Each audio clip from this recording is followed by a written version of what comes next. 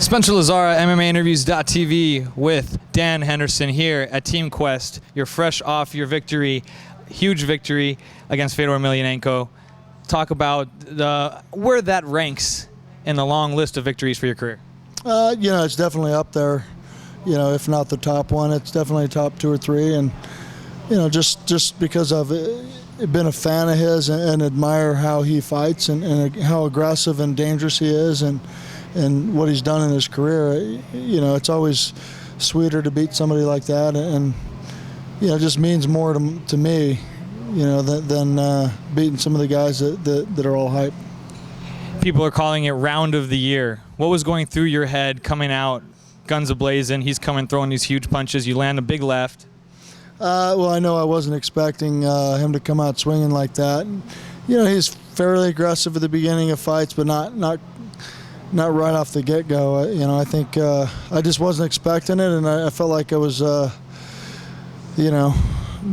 just defending myself almost, just trying to get him stopped coming at me, and caught him with a nice left, which definitely stopped his forward movement.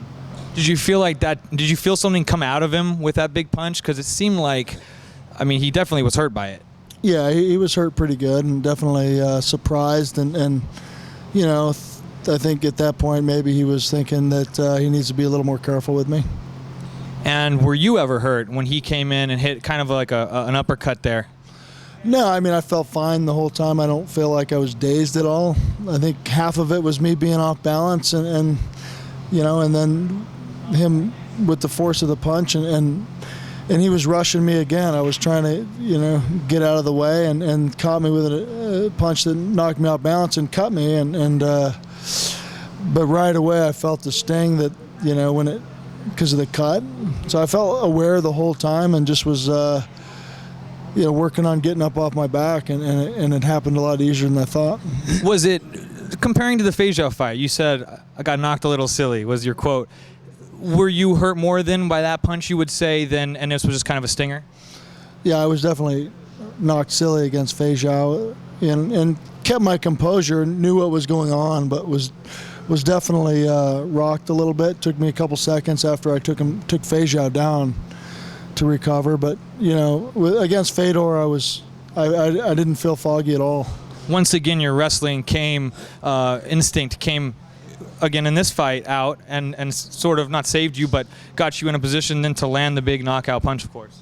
Yeah, that's pretty much what I would attribute it to. Just the years of wrestling. Most of it's instinctual, and that's exactly what I train every day in practice on, how to get up off the bottom. I think I just surprised him and knocked him a little more off balance, where he had his hand posted and wasn't defending himself. Were you surprised it hurt him that much when you hit him? Because it wasn't obviously your biggest punch that you've landed.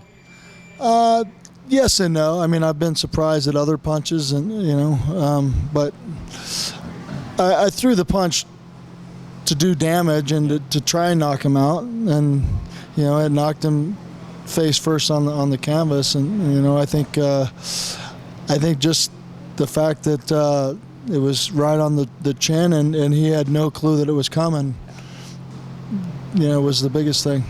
And you followed up with some big punches. He rolled over, and kind of people try to say it was a premature stoppage. What did you think about that controversy? And obviously you're confident that you would have done some more damage to him. I think Herb Dean feels bad because he really should have aggressively stopped it when he first stepped in to stop it when Fedor was out. He kind of barely bumped into me a little bit, pushing me off the side, and I really didn't know that's what was going on. I was kind of focused on Fedor's head, but I kept getting pushed off to where I couldn't really land good punches. And as soon as I saw, Herb Dean's hand come up kind of in front of my face, then I stepped off, but Fedor was kind of already recovering at that point. So I think Herb kind of feels bad in that regard, but it was definitely a good stoppage from the get-go. Had Herb waited 2 or 3 seconds to stop it, it would have been a knockout, not a TKO. For sure. And moving on, Anderson Silva just had a big fight, looked great. Another good performance from him against Okami there at the UFC in Rio. Did you watch it, and what did you think? I didn't watch it. So I can't really comment on it too much. I heard that he looked good and kind of played with him and put him away. So, it's I think that's the Anderson Silva that a lot of people like to see and are fans of. Not when he runs around and doesn't try to fight and kind of waste time throughout the whole fight and really disrespects the guy he's fighting and the fans when he does that. So with that said, I have no clue who I'm going to fight next. Shogun Rua beat Forrest. People are talking about him being back in the mix at 205 in the UFC. You've also got a guy maybe like Phil Davis in the mix there. Would you want to go in at 205? Would you want to go in at 185 and fight Anderson, or fight a contender matchup at 205? What about heavyweight? You forgot that one. Or heavyweight? Obviously I think I'm most comfortable at 205.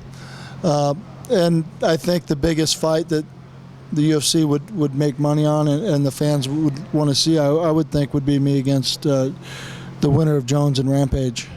So that would be a fight to unify the titles with Strikeforce and the UFC, especially with the UFC just purchasing Strikeforce. I think that would be a good move and really help out their investment in Strikeforce at the same time. But again, I'm not the one writing the paychecks, but I still have to come up with a deal. We haven't really talked much yet. I think there's been one conversation, so we've got a few more to go conversation-wise. And Rashad Evans, though, is kind of been sitting there, and of course he kind of deserves a shot. So that kind of makes things tricky there. But I think a lot of fans would like to see Shogun and you kind of like an old Pride type fight. Would you be open to that? I don't know. We'll see. I mean, I'm not opposed to it, but I think it wouldn't be a fight that I'd be excited about right now. I think maybe if he's got one more big win on him, yeah. But and as far as Rashad goes, I thought he had lost recently. Didn't he lose to Rampage or somebody? Who did he fight recently?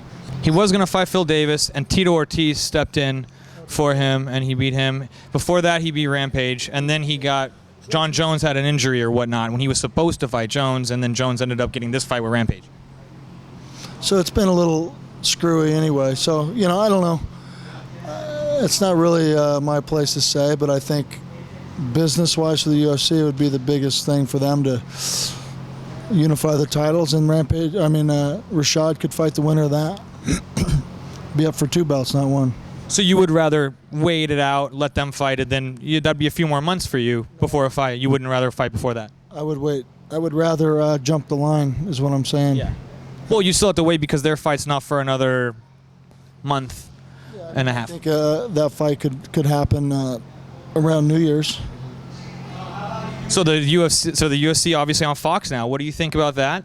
And there's already been some swirling about wanting to get you somehow on that card. Would that be something you'd be interested in? That's November 10th, I believe, though. I think it's the 12th.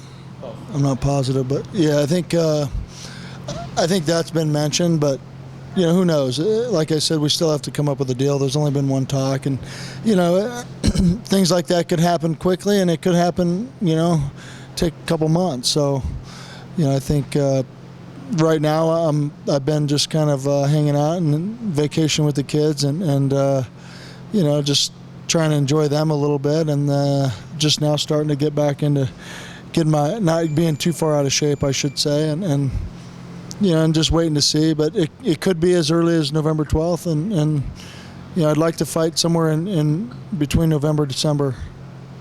Okay. And Virgil Zwicker's got a huge fight, a teammate of yours. He looks up to you very much. He was telling us in our interview earlier. Got a huge fight for his career. Main event, Strikeforce Challengers against Lawrence Larkin. We're doing a little feature on it. What do you have to say about Virgil?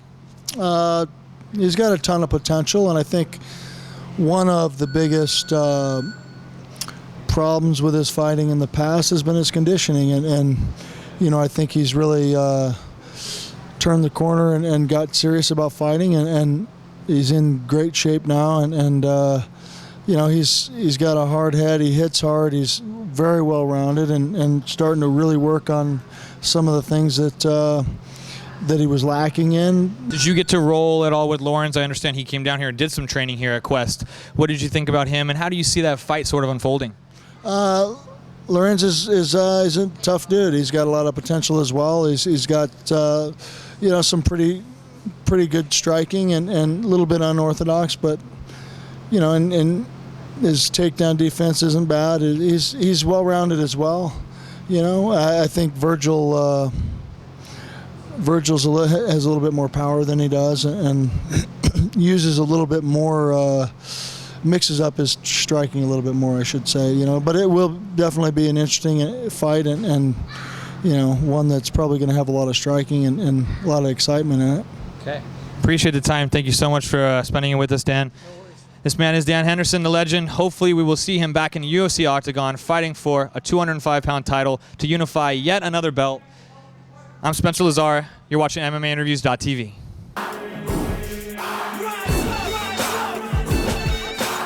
Godspeed and party on.